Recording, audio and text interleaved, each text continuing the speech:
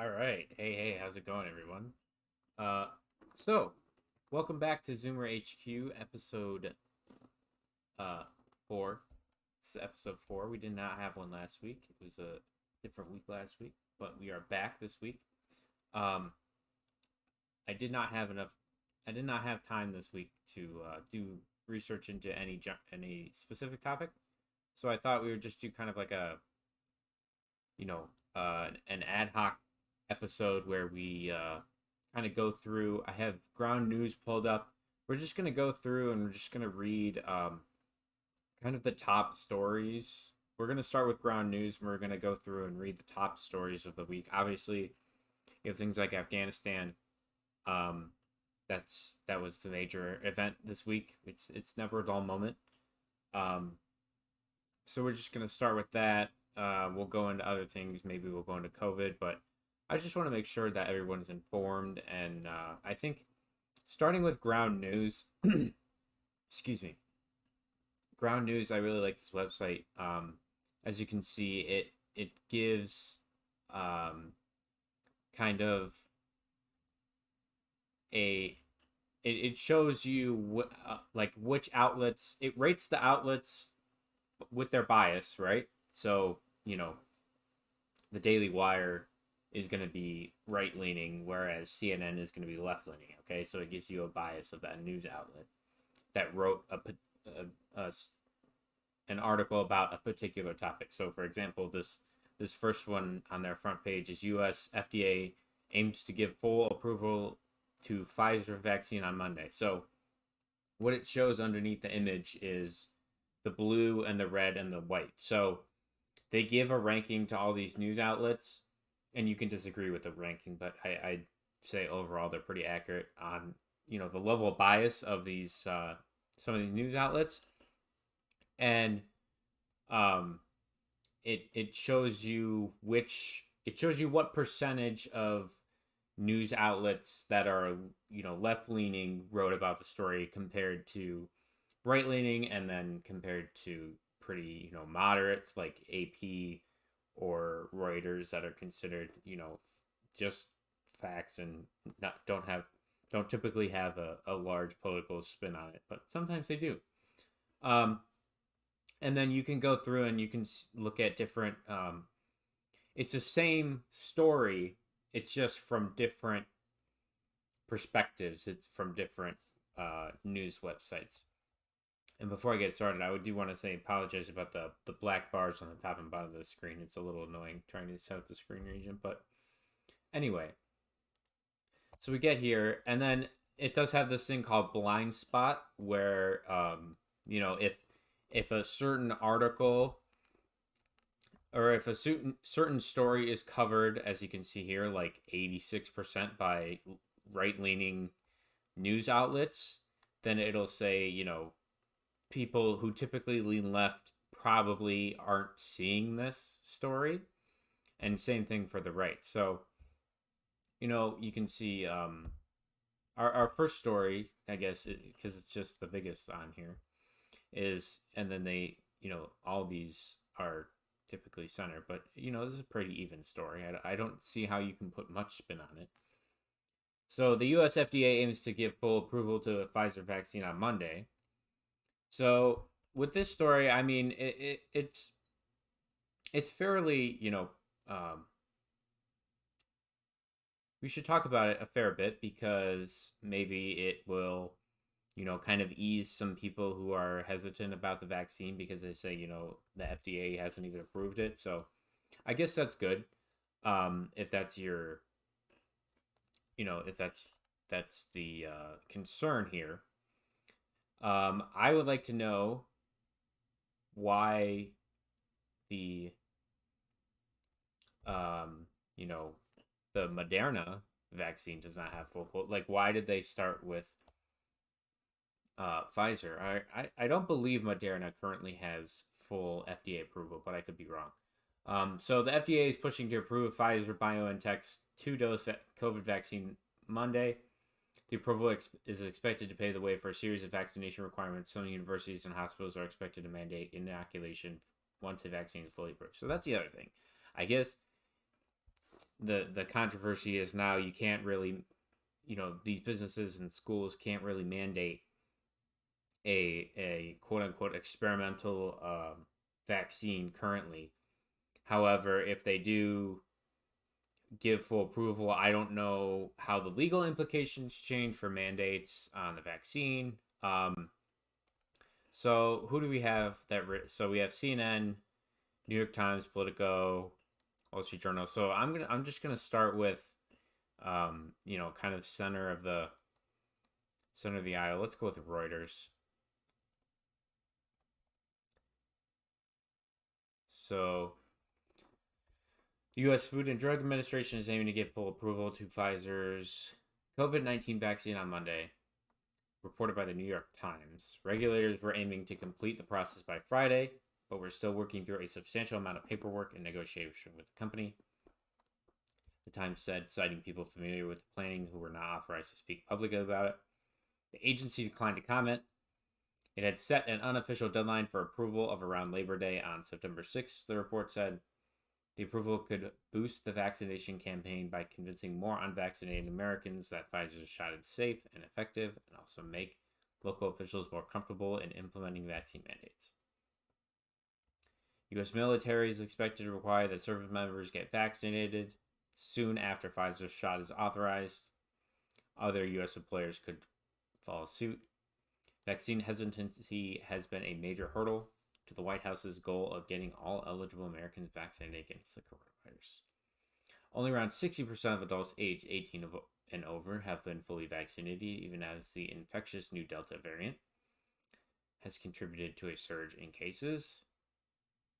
It would also make it easier for physicians to prescribe a third booster shot to people who could benefit from an additional dose. The FDA has authorized Pfizer's shot as a booster for people with weakened immune system, but the White House plans to offer them much more widely in the coming months. Pfizer's vaccine was authorized for emergency use in December, and blah, blah, blah. Pfizer and U.S. listed shares of partner BioNTech were up more than 1% in extended trading. So, guess what? They're making money.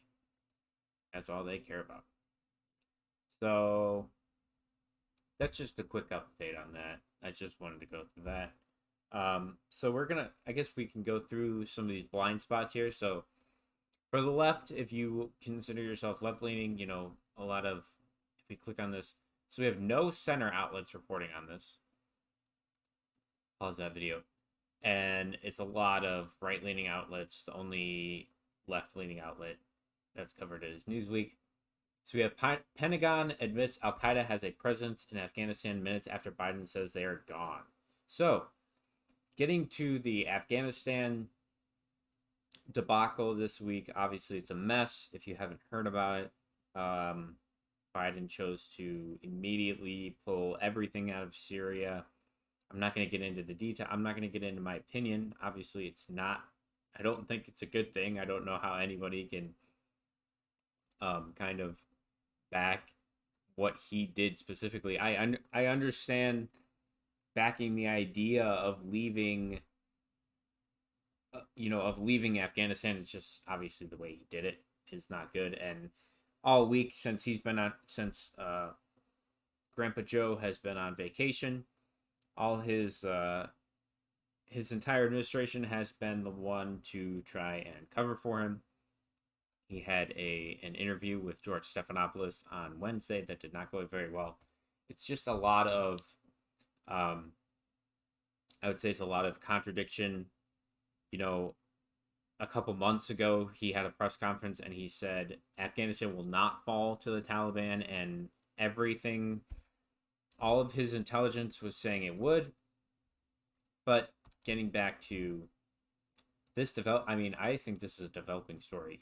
Al-Qaeda is the terrorist organization, and the Taliban have supported Al-Qaeda. That was the problem. So the Pentagon itself, this is defense, not just Grandpa Joe. Al-Qaeda has a presence in Afghanistan. So the threat here, obviously, would then be is the Taliban, now that they've taken control of the capital of Afghanistan and will implement their barbaristic, you know, government over the people of Afghanistan, who many of them, I believe, the average age of people in Afghanistan is about 18.5 or something. So that is younger than when we went in. We went in 2001. So people, so all these kids basically, they don't know anything else. They only know the U.S. presence there. And now that they say Al Qaeda has a presence and they acknowledge it, it's bad enough that they acknowledge Al Qaeda has a presence, but it says minutes after Biden says they're gone. So now, obviously, the prediction, and God, I hope this doesn't come true, but the Taliban is likely going to continue supporting Al Qaeda, and it will likely grow. I don't know what, you know, ISIS was a big thing during Obama's legacy presidency, and so I guess we'll start with let's go with New York Post here.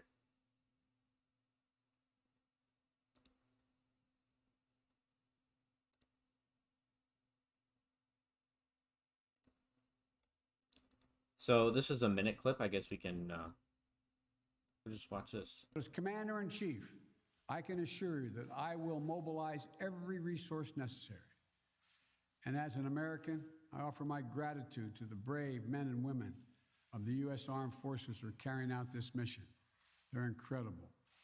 And as we continue to work the logistics of evacuation, we're in constant contact with the Taliban, working to ensure civilians have safe passage to the airport. We are particularly focused on our engagements on making sure every American who wants to leave can get to the airport. Where we have been seeing challenges with Americans, for Americans, we have thus far been able to resolve them. We've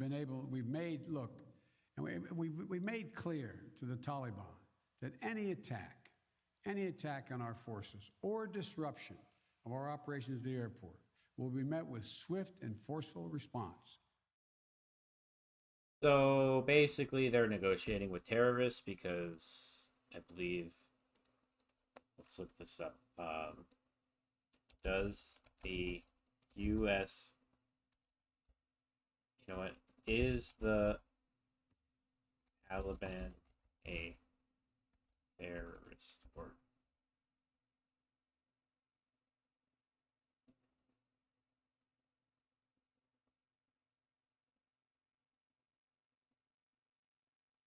I don't know if it's technically considered a terrorist organization, but they support terrorists, and they support, you know, oppressing women in Afghanistan.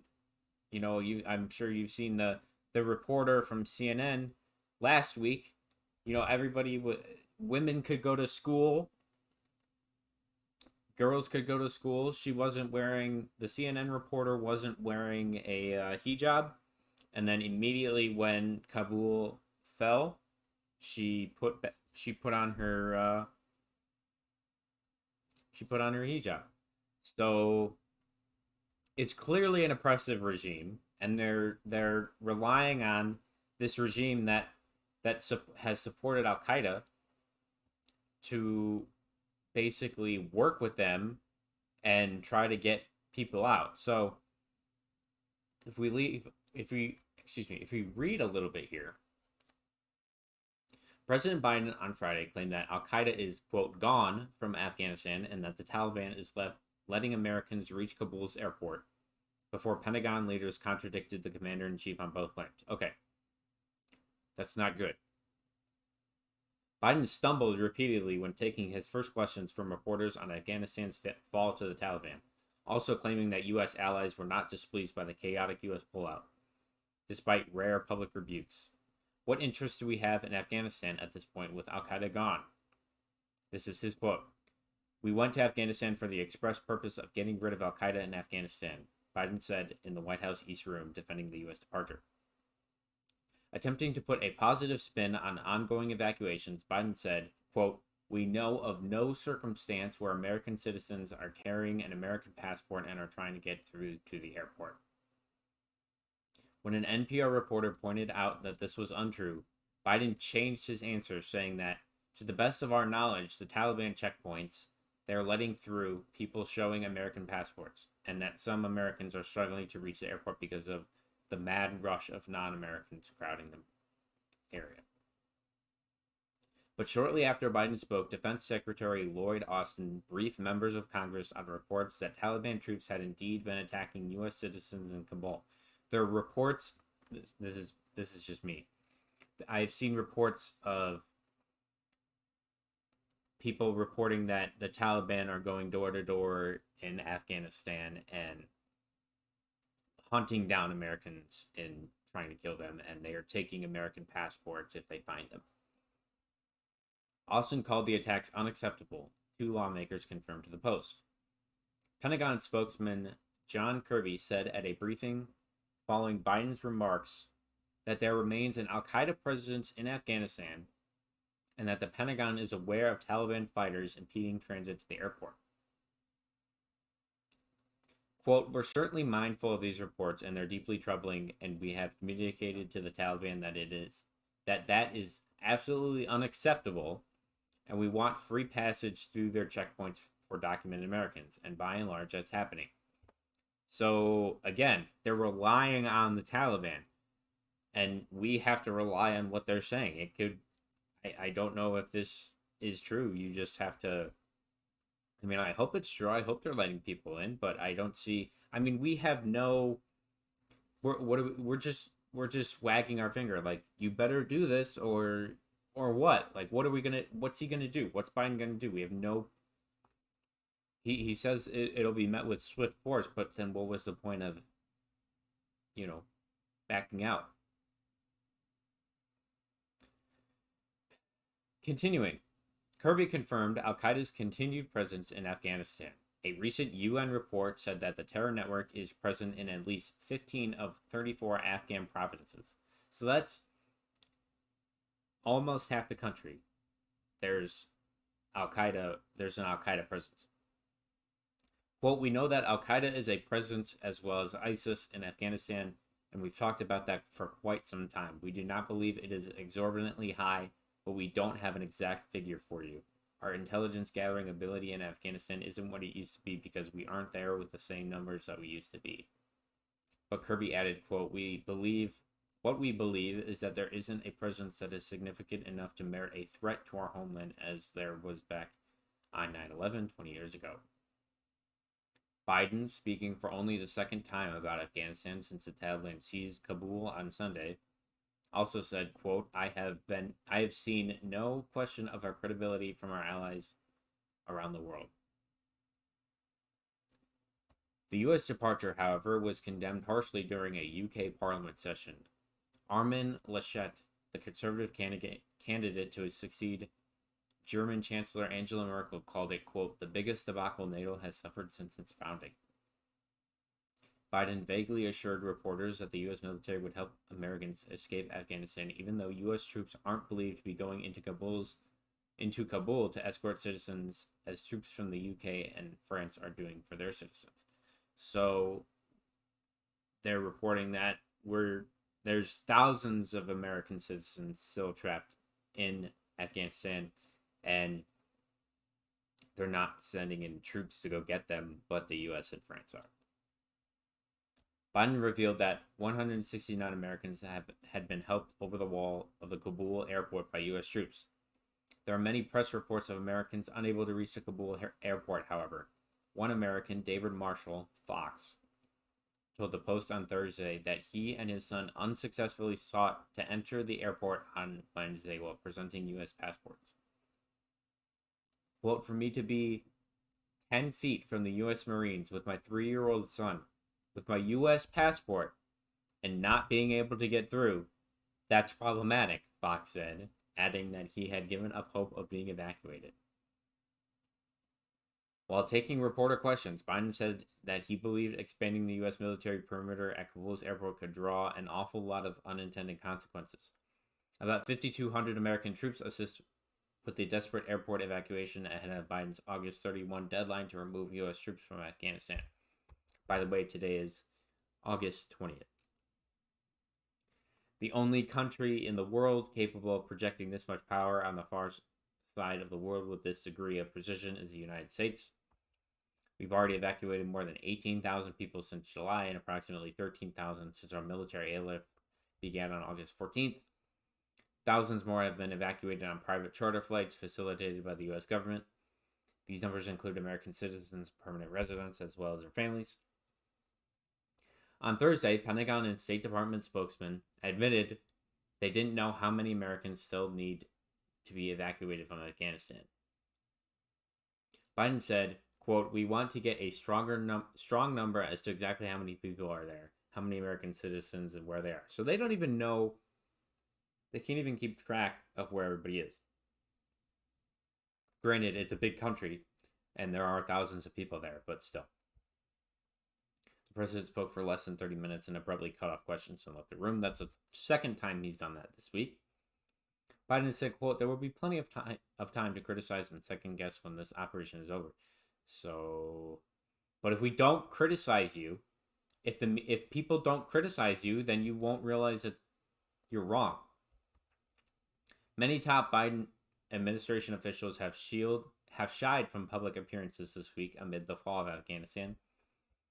VP Kamala Harris and Secretary of State Tony Blinken, who both have been conspicuously quiet, stood behind Biden on Friday but did not speak. Biden on Friday postponed a planned long weekend in Delaware as chaos continued in Kabul. His administration on Thursday abandoned plans to charge evacuees $2,000 or more for departure flights. That's always good. So that's that story. And then we can also go into the blind spot on the right. Please, Fox News, stop. So, Texas Lieutenant Governor Dan Patrick said that the spread of COVID-19 should not be blamed on Republicans. Patrick cited low vaccination rates among the black community in Texas. He also criticized the Biden administration for not closing the border to avoid the spread. Patrick said he respects the rights of people who don't want to get the vaccine and won't be forced. Let's watch this clip. After your state, really quickly here, and as a response, coming after your state because the increased COVID numbers, hospitalizations, deaths are up in Texas, and there's a direct assault on your governor's policies and your state's policies. Yeah. Very brief response. Yeah. Well, Laura, the COVID is spreading, particularly most of the numbers are with the unvaccinated, and the Democrats like to blame Republicans on that. Well, the biggest group in most states are African Americans who have not been vaccinated. And the last time I checked, over 90% of them vote for Democrats in their major cities and major counties. So it's up to the Democrats to get, just as it's up to Republicans, to try to get as many people vaccinated. But we respect the fact that if people don't want the vaccination, we're not going to force it on them. That's their individual right. But in terms of criticizing the Republicans for this, we're encouraging people who want to take it, but they're doing nothing for the African American community that has a significant high number of unvaccinated TikTok people. videos. So they need to address that. We got a lot of TikTok. Yes. So, I mean, watching that, it's not good. It's not a good response, what he said. Is it wrong? Technically, no. The black people are disproportionately unvaccinated. That is a fact across the country, and especially in big cities. So when he says that it's true, the way he said it, I don't think, again, it's not obviously not good to say, oh, well, black people disproportionately are unvaccinated, and they also a majority of them also vote Democrat. Well, that's not good to say. Obviously, I think he should be criticized for that, rightly so. But if we get into, let's do we can do the Hill here.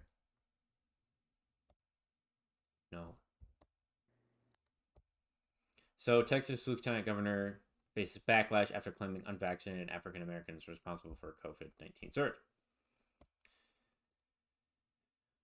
Excuse me. Okay.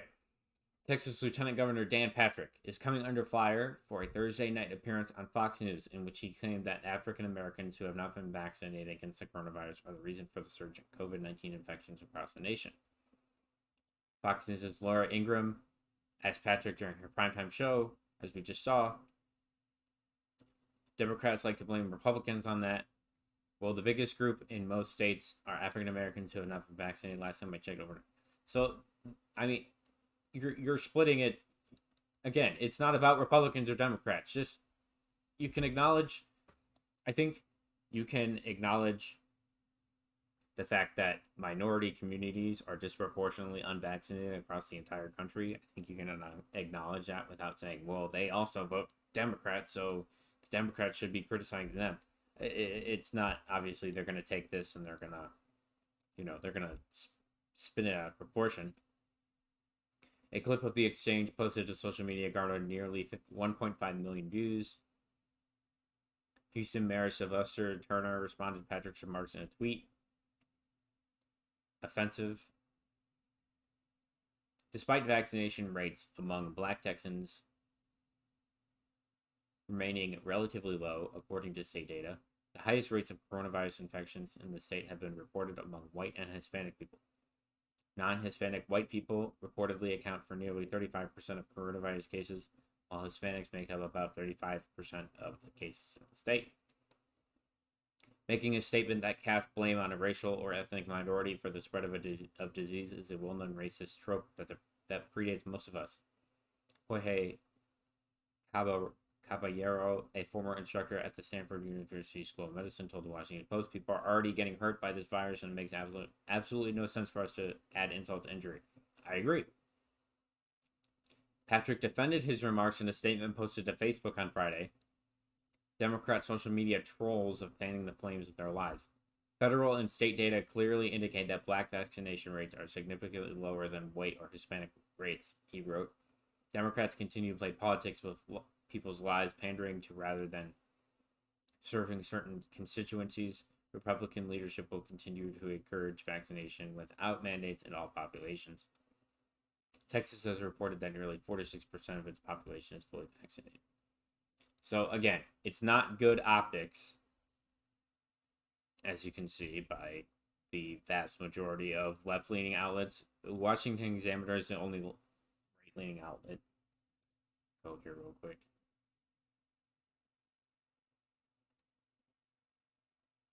Again.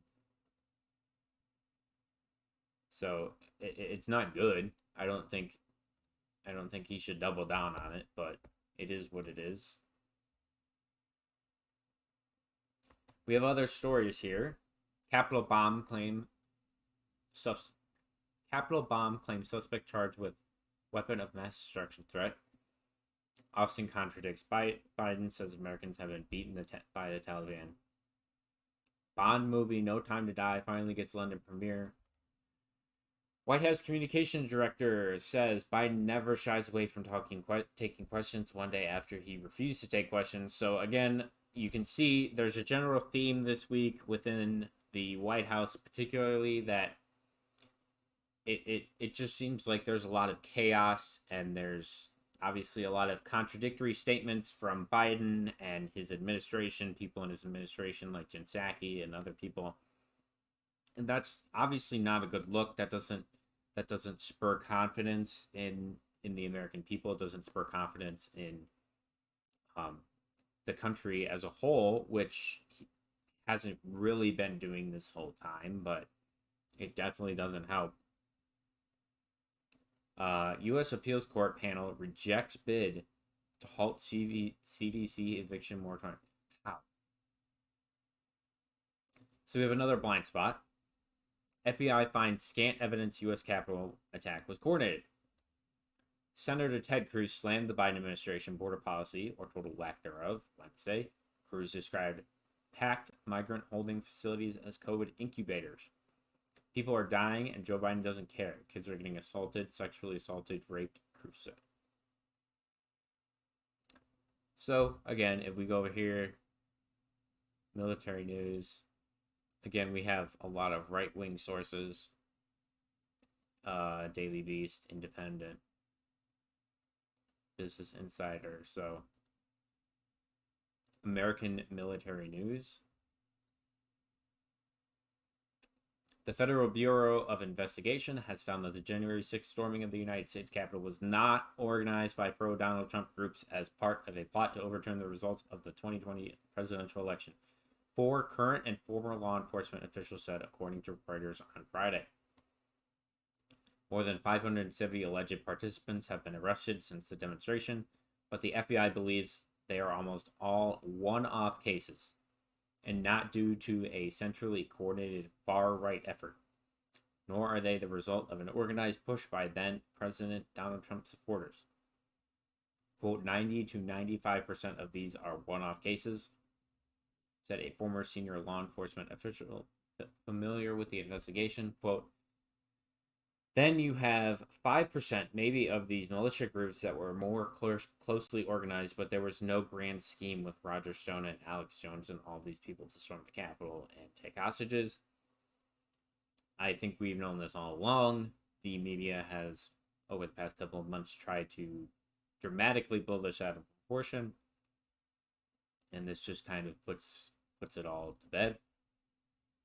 The sources said investigators did find cells of protesters linked to groups like the Oath Keepers and Proud Boys, whose goal was to break into the Capitol, but there was no evidence that either group has additional plans about what to do once they made it inside. So it's just a bunch of losers. They are losers, and they are the Donald Trump cult. I hate to say it, but that's what it is.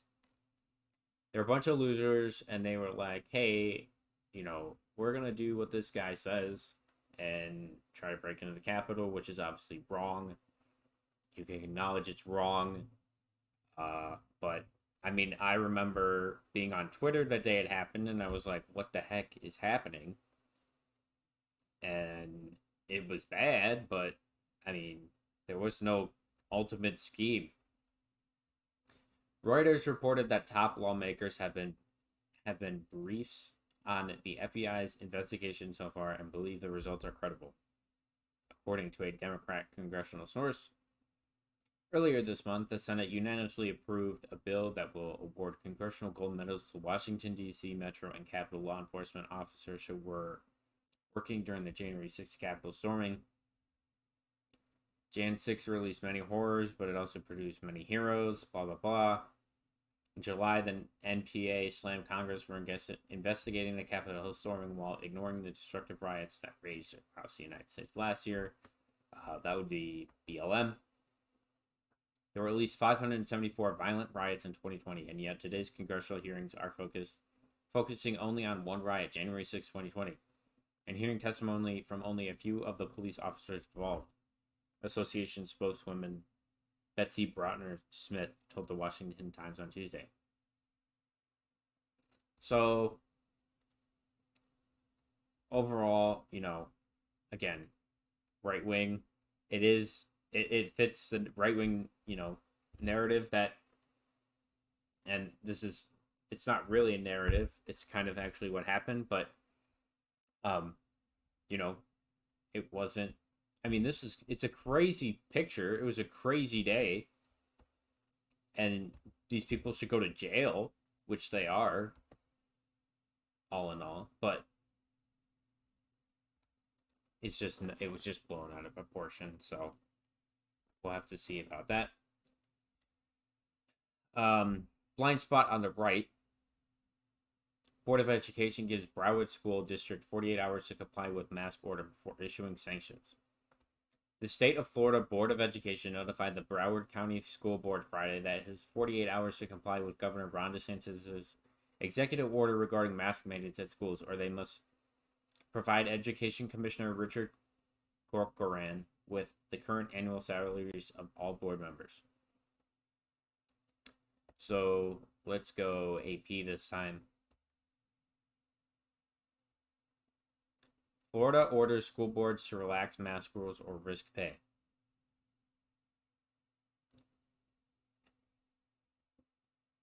Florida officials are threatening to withhold funds equal to the salaries of school board members if school districts in 2 counties don't immediately do away with strict mask mandates as the state continues to battle through high hospitalization rates.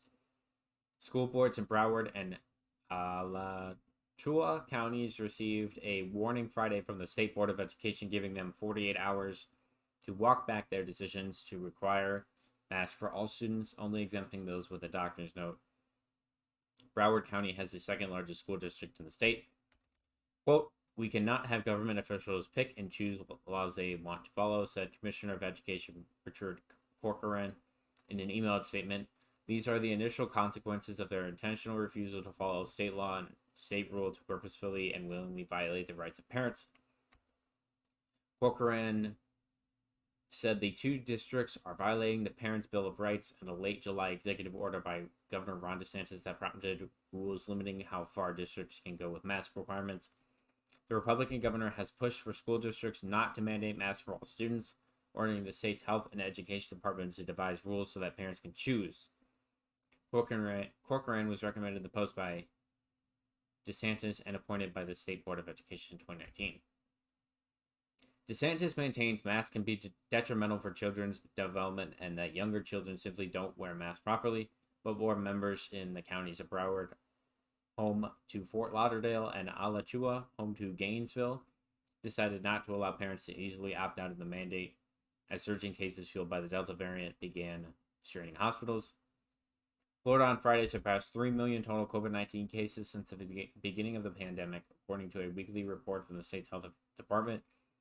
It also reported 1,486 new deaths in a week, significantly raising the 7-day average of reported deaths per day from 153 to 212 over the past week.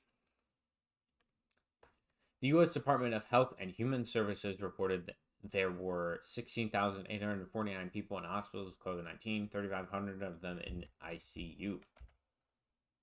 2 other school districts had originally started the school year allowing parents to easily opt out of wearing masks, but tightened their measures this week, and the school board of the state's largest district in Miami-Dade County adopted a policy of only allowing mask exemptions with a doctor's note. Because of the size of the school district's budgets, the cuts are more symbolic than harmful, according to the legislature's Office of Economic and Demographic Research. School board members in Alachua County make $40,000 per year, and in Broward County, $46,000 per year. Alachua has about 30,000 students and $258 million general fund budget. Broward County has about 270,000 students and a $2.7 billion general fund budget. Broward County. Corcoran's orders require that school districts provide information regarding the compensation of school board members who voted to impose strict mandates if they don't immediately reverse their decision.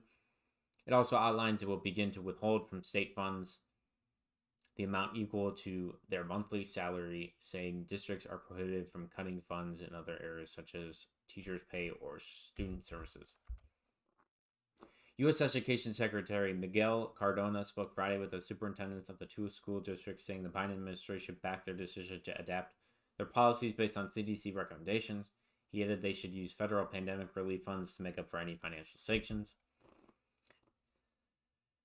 You can finish this out. It is deeply troubling to see state leaders putting politics ahead of the health and safety of our students, he said in a statement. The president asked me to do everything I can to help protect our nation's students and support the local leaders who are fighting them for them.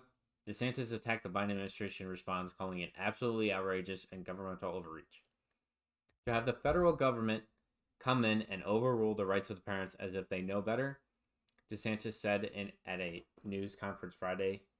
They want to kneecap the parents and empower teachers' unions. Broward School Board President Rosalind Osgood stood by the board's decision, saying the governor was overreaching his authority. In a statement, she said the district has asked its lawyers to explore legal challenges and will provide a response to Friday's order within 48 hours. The Constitution of the state of Florida gives local school boards the authority to make policies that govern local school districts. It's unclear what will happen with the state funds if a judge decides to block DeSantis' order regarding masks. On Thursday, a state judge clear the way for a 3-day trial next week on a lawsuit from parents challenging DeSantis. An attorney in the lawsuit said those decisions should be left to local school boards. In asking the judge to dismiss the lawsuit, attorneys for the governor contended that the governor's order simply upholds a law that gives parents the right to make healthcare decisions. The law makes no specific mention of masks. It is a healthcare decision. On Friday, the SPLC filed a complaint in a Florida appeals court to invalidate portions of the rule that dictates schools must allow parents to opt out of mask requirements. So, I agree with DeSantis. I have to say, I don't think, I mean, it's weird to me saying, you know, having these school boards say you have to wear a mask. I think it should be up to the parents. I think almost every decision about someone's kid should be up to their parents. I don't think that's that controversial, or at least it shouldn't be, but I mean, they acknowledge that, you know, even the mask wearing for the kids is more to protect the parents because the kids aren't getting it, and or the teachers at least, and there's a lot of things going on with the Delta variant surge, and you know, obviously kids can't get the vaccine and blah blah blah. But we don't really go into that. So we have a couple more stories. Another left blind spot. Martha Vineyard suffers COVID outbreak right after Obama's massive birthday party. That's kind of ironic. In South Carolina County Republican Party leader dies from COVID. Yeah. So I think that was a good episode. We're about 45 minutes in. That's usually a good place to stop. Hopefully, I actually kind of like doing this, partly because, you know, I don't have to do as much research. But it is interesting. Obviously, there's a lot of news. I really like this website. I think you should get it. They have a browser extension too. I think it's pretty cool. But other than that, thank you very much for tuning in to this week of ZoomerHQ. Maybe we'll do this style video / podcast again in the future, especially, you know, if I ever don't have enough time to research a specific topic, we'll just do this type of video, and I think it works out. So go ahead and follow me on Twitter, follow me on YouTube, follow my Twitch. I have 2 channels. This one, ZoomerHQ, is the politics and culture, as we just went through this week, style channel where I talk about this stuff. And then we also have another gaming only channel, which we leave this stuff out of. So I tried to separate, you know, I have 2 channels so I can separate the two. I don't have to talk about the politics when we're playing video games, because the video games is just chill. So that channel is Tetra Titan. You can follow me on Twitter there too. Follow me on YouTube. But yeah, thank you very much. I hope you stay informed throughout this crazy time, and